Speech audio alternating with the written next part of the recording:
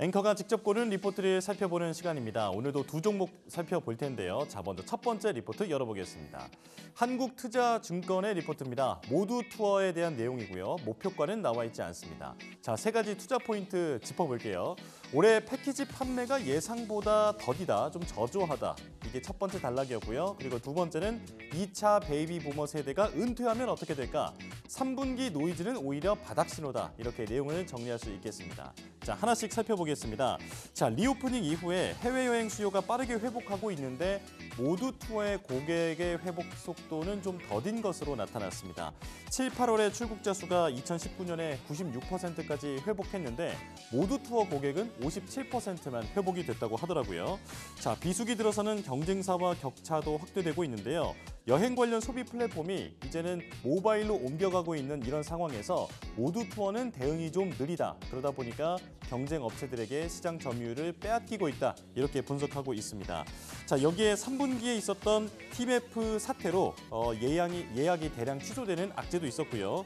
그리고 일본은 또 자연재해 우려가 커지면서 패키지 판매가 부진할 것으로 전망됩니다. 자, 올해 영업이익은 116억 원으로 컨센서스를 18% 하회할 것으로 본다. 이게 첫 번째 단락의 내용이었습니다. 자, 그리고 두 번째, 자, 긴 호흡으로 이 모두 투어의 주가를 좀 볼 것을 강조하고 있는데요. 한국 최대 단일 세대인 2차 베이비 부머 세대가 은퇴를 앞두고 있기 때문입니다.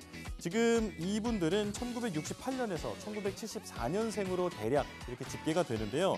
지금 50대 나이라고 보시면 되고 국내에서는 대략 950만 명 정도 되는 인구를 보이고 있습니다.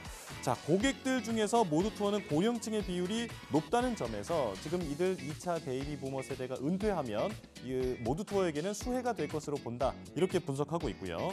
자, 그리고 조금 전에 언급했던 OTA, 온라인 트래블 에이전시, 그러니까 모바일 쪽으로의 전환도 속도를 내고 있으니까 조금만 더 기다려보자라고 내용을 정리하고 있습니다. 자, 그리고 세 번째 볼게요. 자, 티메프 사태와 일본 여행 관련 노이즈가 과연 어느 정도의 악재로 보아야 할 것이냐 이렇게 정리하고 있습니다. 과거에 2017년에는 사드 때문에 중국 쪽의 관광이 완전히 막혔었고 그리고 2019년에는 일본 보이콧 운동이 일었었죠. 그런데 그 당시보다 주가가 더 눌린다는 것은 과도하다라고 보고 있습니다. 자, 그리고 여행은 시황에 따른 변동성이 큰 사업인데 지금처럼 비수기 영향에 이런 대외 악재까지 겹쳐있는 이 상황이 투자의 적기가 아니냐, 투자를 좀 해볼 수 있는 기회가 아니냐 이런 지금 의견을 보여주고 있습니다. 자, 내용 살펴봤고요. 이제 주가 흐름 보겠습니다. 자, 오늘 주가 흐름인데요. 장 초반부터 계속해서 밀리더니 살짝 회복하는 듯 싶다가 다시 낙폭을 좀 키워가고 있습니다. 2.74% 빠지고 있는 상황입니다. 자, 이제 두 번째 리포트 열어보겠습니다. 두 번째는 제일기획에 대한 리포트고요. DB금융투자가 썼습니다. 자, 목표가는 26,000원 유지 의견이 나왔고 세 가지 투자 포인트 살펴보겠습니다. 3분기 실적은 컨센서스에 부합할 것으로 전망된다. 그리고 광고 경기가 침체했는데 그 속에서도 선방을 보여줬다.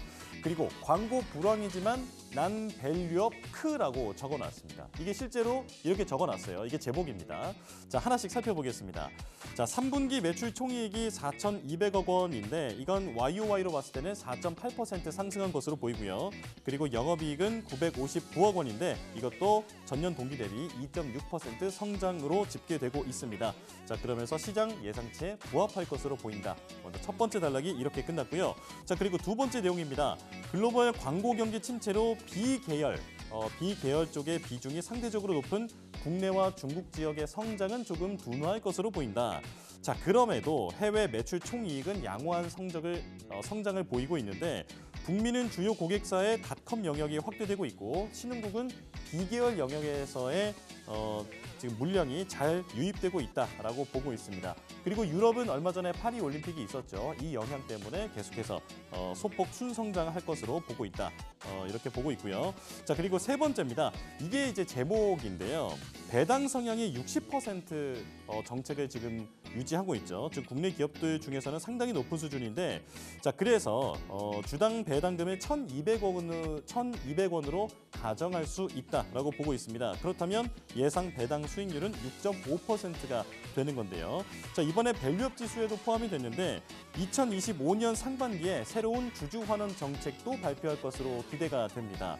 자 특히 동시에 자사주를 지금 12%를 보유하고 있는데 이 부분을 활용해서 지금 밸류를 어떻게 끌어올리겠다라고 하는 계획도 함께 나올 것으로 보여서 투자자들의 관심이 좀 몰리고 있는 상황이다. 이렇게 적어놨습니다. 자, 그래서 실적과 주주 환원 모두 안정적이기 때문에 지금이 접근해도 적당한 시점이다라고 지금 의견을 제시하고 있습니다. 제1기획에 대한 오늘 주가 흐름도 살펴보겠습니다. 자, 역시 모두 투어와 마찬가지로 오늘 시작부터 밀리고 있는데요. 장 초반부터 파란불을 켜더니 이번엔 계속해서 지금 낙폭을 키워가고 있는 모습입니다. 2.56% 현재 시간으로 하락하고 있는 상황입니다. 자, 이렇게 두 가지 종목에 대한 리포트 살펴봤고요. 이어서 역발상 투자 시간에는 손창현 팀장이 골라온 보고서 내용 보겠습니다.